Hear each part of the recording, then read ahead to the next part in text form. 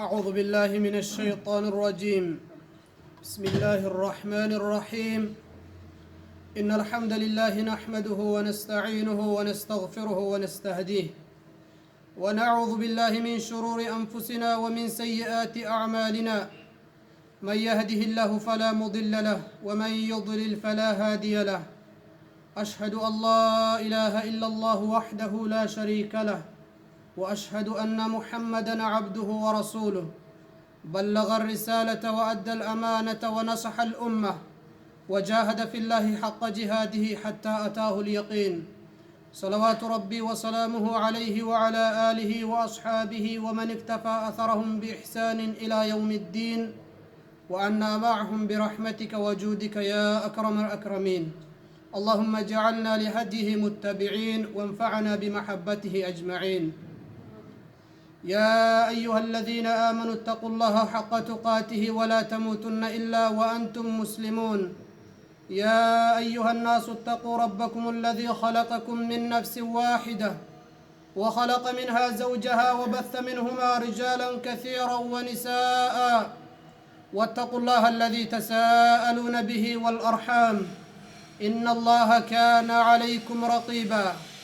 يا أيها الذين آمنوا اتقوا الله وقولوا قولا سديدا يصلح لكم أعمالكم ويغفر لكم ذنوبكم، ومن يطع الله ورسوله فقد فاز فوزا عظيما. أما بعد، فإن خير الكلام كلام الله، وخير الهدي هدي محمد صلى الله عليه وسلم، وشر الأمور محدثاتها، وكل محدثة بدعة، وكل بدعة ضلالة، وكل ضلالة في النار. معاشر الإخوة والأخوات، أوصيكم ونفسي الخاطئة بتقوى الله، فالتقوى وصية الله للأولين والآخرين، حيث يقول الله سبحانه وتعالى في قرآنه الكريم الذي لا يأتيه الباطل من بين يديه ولا من خلفه، تنزيل من حكيم حميد: ولقد وصينا الذين أوتوا الكتاب من قبلكم وإياكم أن اتقوا الله.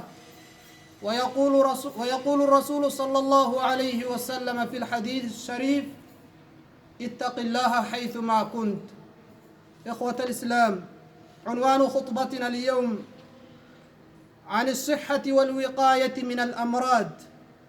اعلموا أن الصحة فتيل نشاط الإنسان ومنبع قوته، بل هي قوام الحياة، ولا تقوم حضارات الأرض إلا إن كانت شعوبها على علل، ولا تستقيم نعم الدنيا مع مرض مقعد أو وباء قاتل. ولذا وهب لها الإسلام اهتمامه ومنحها رعايته، فجعل من ضرورات الدين المحافظة على النفس البشرية، وشرع من التشريعات المتعلقة بحرمتها وصيانتها ما يضمن لها البقاء، ليحافظ على قوتها وفتوتها ويبعدها عن كل شر من شأنه الإضرار بها أو التعدي عليها. ومن أهم القواعد المتعلقة بذلك المحافظة على النظافة العامة والتزام القواعد الصحية السليمة، فالمتطهرون أحباب الرحمن. يقول الله سبحانه وتعالى في محكم تنزيله: فيه رجال يحبون أن يتطهروا والله يحب المطهرين. وتأملوا قول المصطفى صلى الله عليه وسلم: الطهور شطر الإيمان. كما أن الصلاة عمود الدين تقوم على الوضوء الذي من معانيه النظافة والطهارة. قال صلى الله عليه وسلم: لا صلاة لمن لا وضوء له. كما شرعت الاغتسالات الواجبة والمستحبة لتحقيق هذا الهدف العظيم. من يتبع الإرشادات النبوية يجدها واضحة جلية في الوقاية والتحسين من الأمراض، فقد جاء الأمر بعزل المريض عن الأصحاء عند انتشار الوباء. يقول الرسول صلى الله عليه وسلم في الطاعون: فإذا سمعتم بأرض فلا تدخلوا عليه، وإذا وقع في أرض فلا تخرجوا فرارا منه. والحديث يقرر ما يسمى الآن بالحجر الصحي أو العزل عند انتشار الوباء. كما جاء النهي عن قضاء الحاجة في الماء الذي يستعمله الناس في وضوئهم واغتسالاتهم وسائر شعورهم حرصا على السلامة العامة.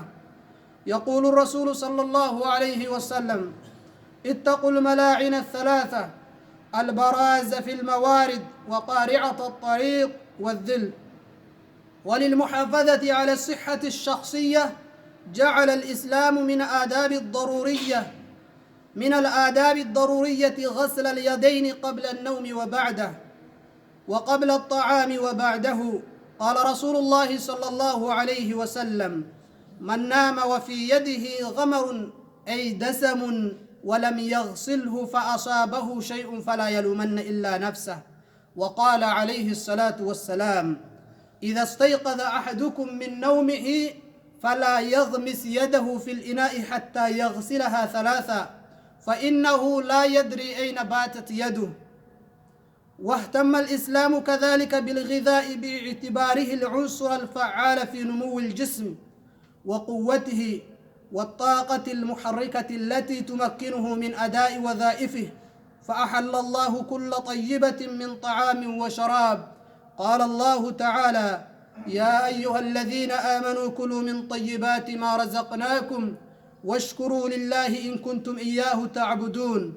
لقد أجمع العلماء والأطباء قديما وحديثا على أن المعدة بيت الداء، وأن الحمية رأس كل دواء، وأن الوقاية خير من العلاج، وأن الدواء قل ما ينفع مع عدم الوقية والحمية.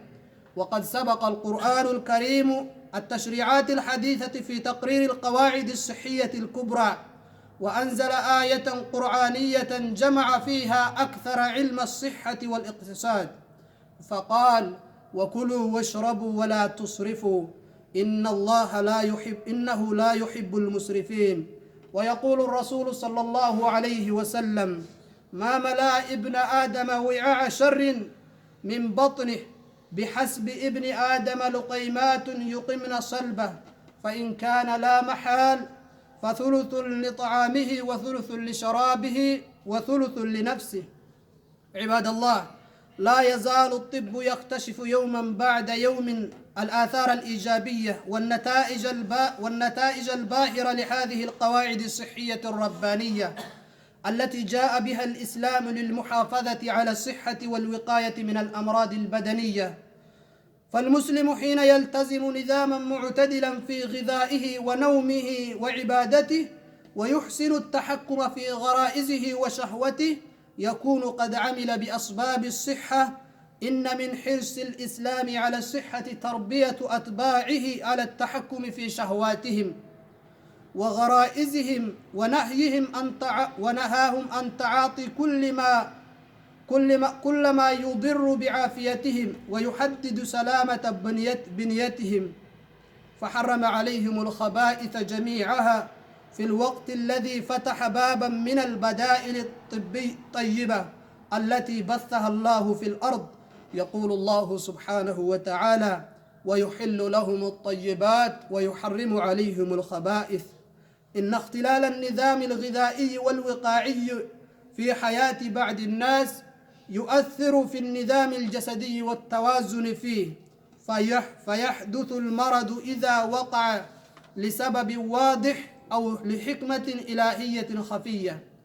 فعلى الإنسان أن يسعى إلى العلاج والتداوي عملا بقول النبي صلى الله عليه وسلم: تداووا عباد الله، فإن الله لم ينزل داء إلا جعل له دواء.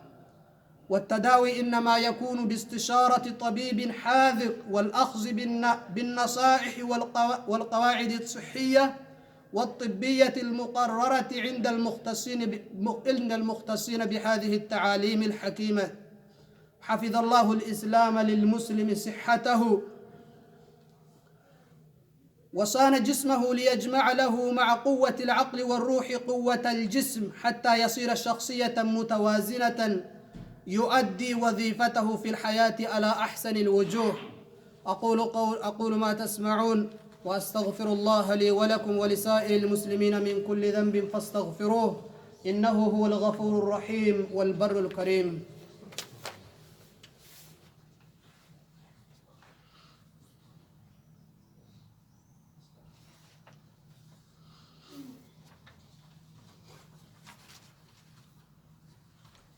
الحمد لله رب العالمين، والصلاة والسلام على أشرف المرسلين سيدنا وحبيبنا وقرة أعيننا محمد وعلى آله وأصحابه ومن اكتفى آثرهم بإحسان إلى يوم الدين.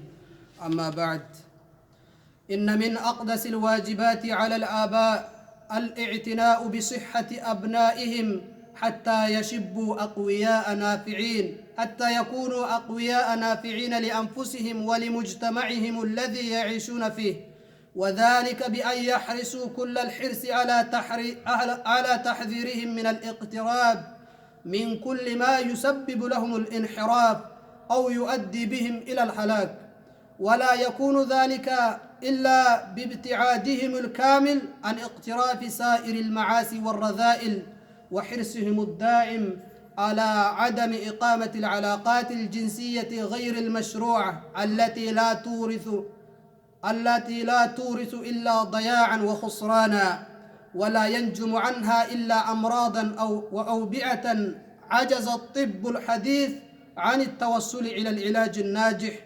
فلنحرص دائما وأبدا على استحضار قول المولى عز وجل: ولا تقربوا الفواحش ما ظهر منها وما بطن، وقول الله سبحانه وتعالى: ولا تقربوا الزنا إنه كان فاحشة وساء سبيلا.